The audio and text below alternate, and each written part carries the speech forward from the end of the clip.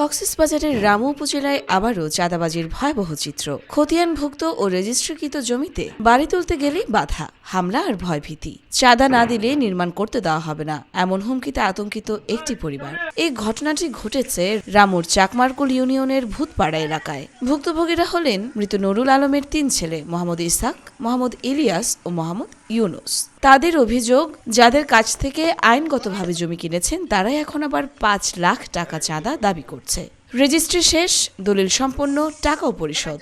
তারপরেও নতুন করে চাঁদা না দিলে বাড়ি নির্মাণে বাধা, হুমকি ও একাধিকবার হামলা। জায়গায় সূত্রে ওরা 7 জন মালিক ছিল, বাইবুল 7 জন, আমি 7 জন থেকে রেজিস্ট্রি নিয়েছি। 8 মাস পর এরা আবার আমার থেকে এই জায়গাটা দাবি করে। রামু থানায় 3বার অভিযোগ দিয়েছিলাম, 3বার অভিযোগ দেওয়ার পরে ওরা আমার পক্ষে রায় দিয়েছে, ওদেরকে এই জায়গায় না আসতে বারণ করছিল।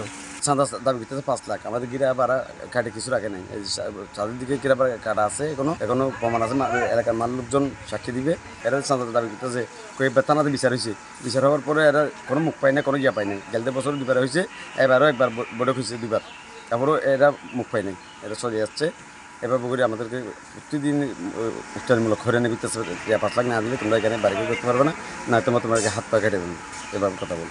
স্থানীয় বাসিন্দারাও বলছেন এটি স্পষ্ট চাঁদাবাজি এবং আইন বিরোধী কাজ। এতে এলাকায় আতঙ্ক ছড়িয়ে পড়েছে। 6 লাখ টাকা 8 লাখ টাকা চাঁদা দেওয়ার এনারা বলে বাধা দেয়। 2 বছর বন্ধু আর জায়গা কিনতে দেয়, ইতারা বহুত বার খুলে দিয়ে গিয়ে তারপরে এখন যখন করবেন গিয়ে তারা তখন চাঁদাবাজি, তারা চাঁদা তোয়ার যারা সাধারণ তারা করবে এলাকার মানুষ।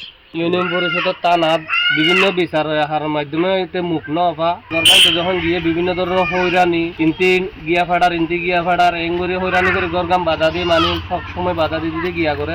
অভিযুক্ত মোহাম্মদ আলমের সাথে যোগাযোগের চেষ্টা করা হলেও তিনি কোনো মন্তব্য করতে রাজি হননি। প্রশ্ন থেকে যায়, রেজিস্ট্রিকৃত জমিতেও যদি মানুষের নিরাপত্তা না থাকে তবে সাধারণ মানুষ যাবে কোথায়? আইনের দ্রুত প্রয়োগই পারে এই সন্ত্রাস বন্ধ করতে।